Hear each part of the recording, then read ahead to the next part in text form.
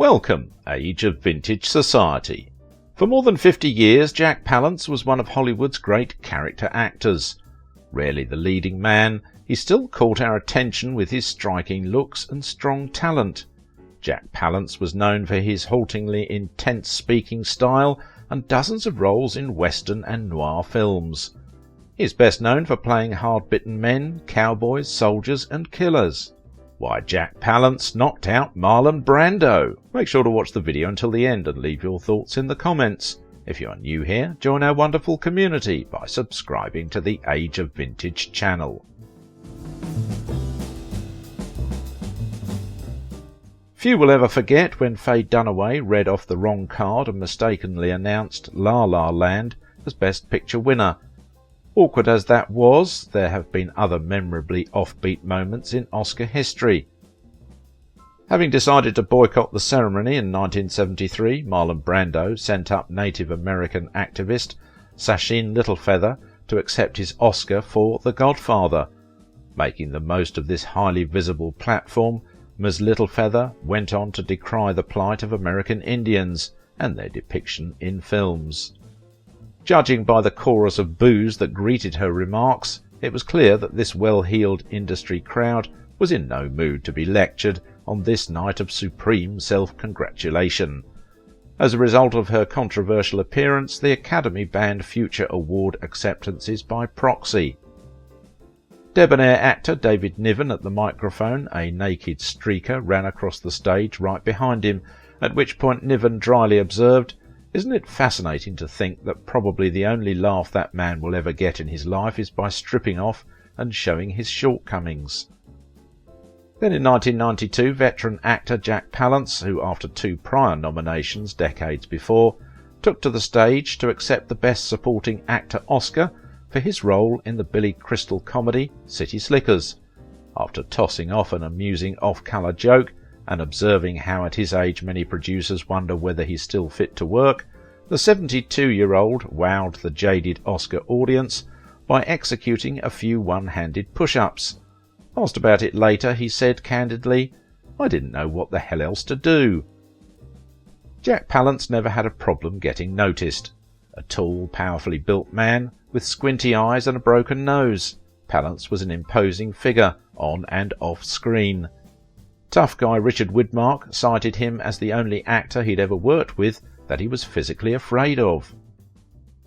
The actor Jack Palance, whose craggy features, deep-set eyes and Slavic cheekbones gave him exceptional physical presence, was a notable screen bad guy whose memorable performance as the silent, sinister and black-garbed outlaw in Shane brought in fame.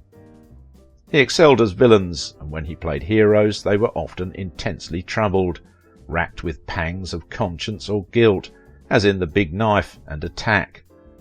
Reference books refer to his excessive enthusiasm or vigorous overplaying, but he often played excessive characters. Attila the Hun in Sign of the Pagan, Jack the Ripper in Man in the Attic, a demented magician in The Silver Chalice, and the son of Genghis Khan in The Mongols. Palance's face mirrored the gritty, dangerous life he'd led before coming to Hollywood. He was born Vladimir Palaniuk in Pennsylvania coal country, the son of Ukrainian immigrants. One of 6 children, he followed his father into the anthracite mines before becoming a professional boxer. At Hazel Township High School he excelled in basketball and football, and it was his athletic prowess that gained him a scholarship to the University of North Carolina, where he played fullback on the football team, but he left at the end of 1 year to train for a boxing career.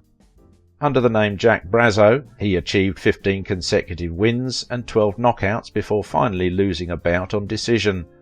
Soon after, he decided that the money wasn't worth getting his head bashed in.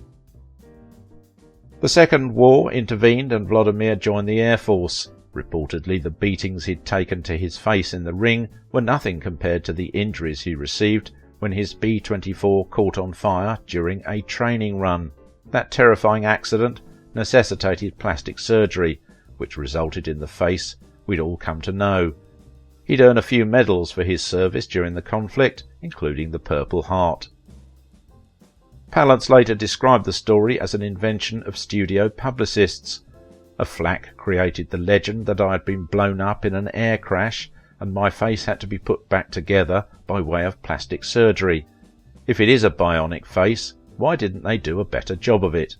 The only plastic surgery I've ever had in my life was a 10-minute operation to open my nasal passages, because my nose had been broken during my career as a heavyweight boxer. After World War II, Palance attended Stanford University, but left shortly before graduation in order to pursue an acting career. During his university years, to make ends meet, he also worked as a short-order cook, waiter, soda jerk, lifeguard at Jones Beach State Park, and photographer's model. Around the same time, he adopted his stage name, Jack Palance. Palance's last name was actually a derivative of his original name. In an episode of What's My Line, he describes how no one could pronounce his last name, and it was suggested he be called Palance. From that he decided to just use Palance instead. He was prompted by Aline McMahon to go in 1947 to New York to look for theatre work. He later recalled, "I got a job in the theatre after looking for only a month. I went to the auditions for a play that was being directed by the actor Robert Montgomery, entitled The Big Two.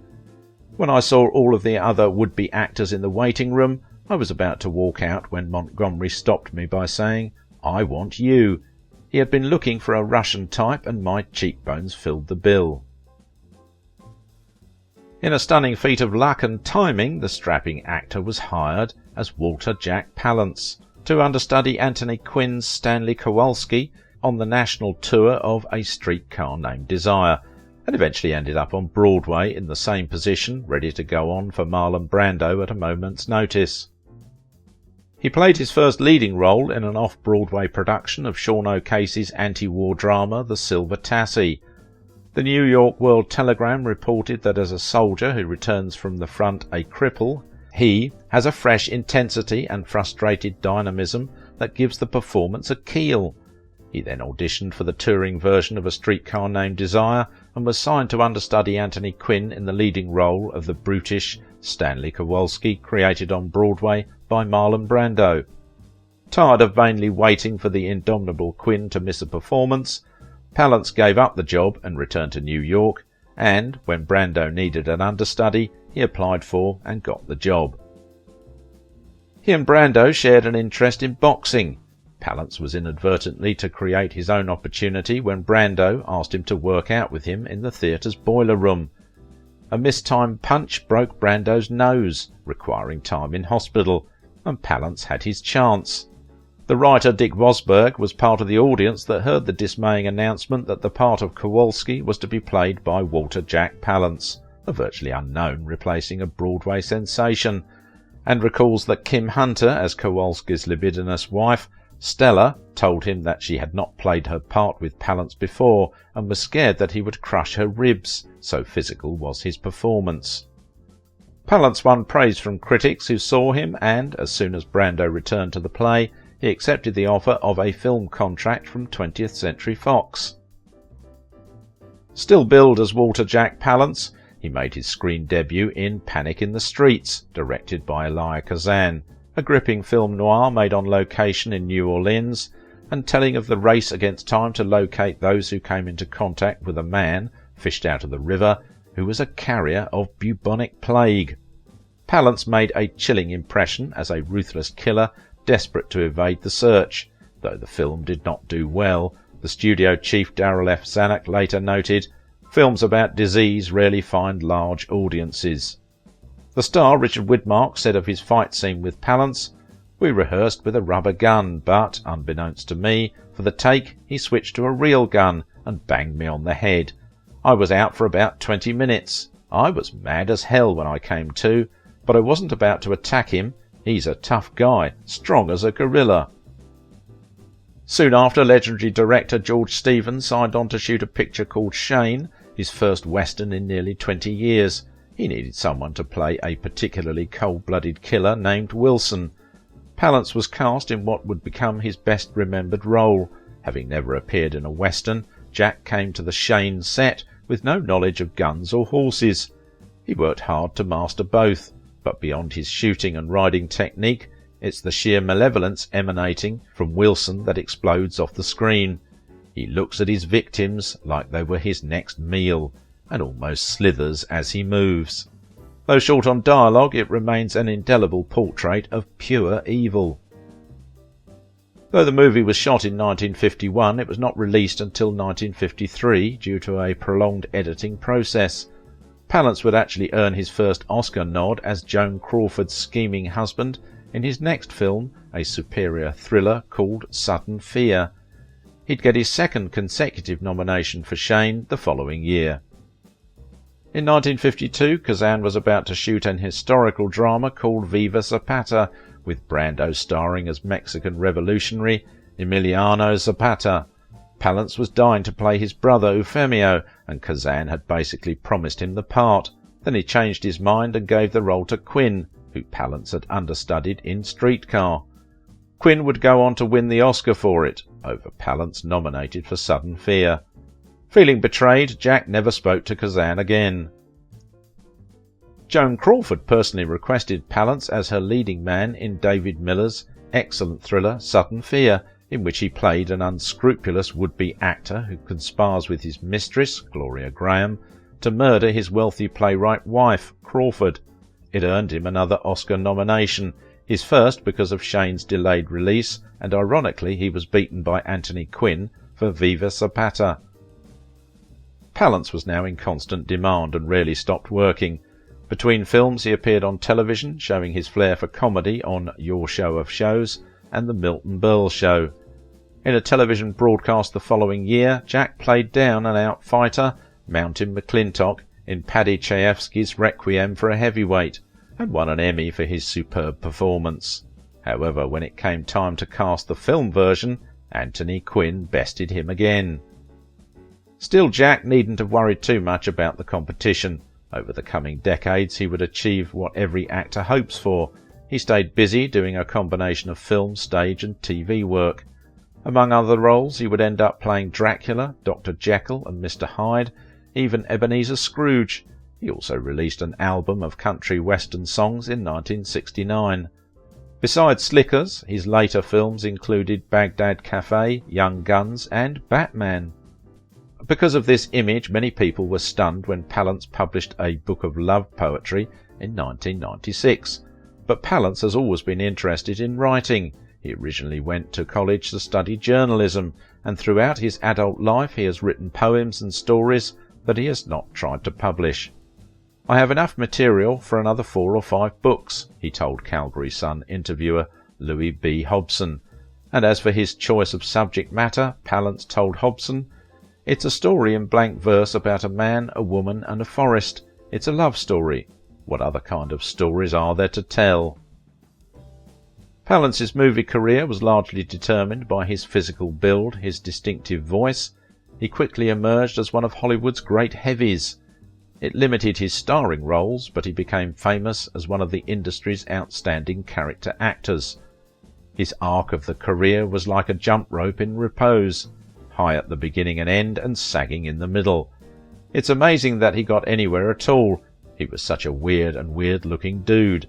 His voice was an insinuating hiss, his grin a perverse leer. Usually the biggest and strongest person in any room, he had an exceptionally strange face, chiselled and flat, with very high cheekbones, that always reminded me of the Dick Tracy villain, Mrs. Pruneface.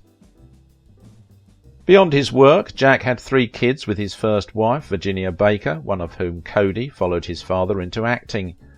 Jack's daughter Brooke also became Elizabeth Taylor's daughter-in-law when she married her son, Michael Wilding Jr.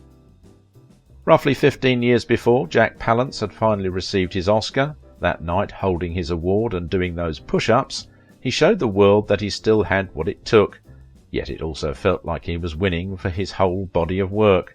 And that felt richly deserved. It served to cement the public's view of Palance as a tough guy extraordinaire. Yet Palance was not tied to the Hollywood scene. In the 60s he started working extensively in Europe, and in later years maintained a cattle ranch in Tehachapi, California, and a home in Butler Township, Pennsylvania. With second wife Elaine Rogers by his side, he found time to paint landscapes and write poetry. He died peacefully in 2006 at his eldest daughter's Montecito home. He was 87. If you like this video, don't forget to give it a thumbs up, subscribe if you are new here, and if you want to support my work, please visit my Patreon page. Jack Palance may have cemented himself forever as a Hollywood tough guy. He would have found a worthy opponent in William Smith. Watch this video and decide who was the tougher guy, Jack Palance or William Smith.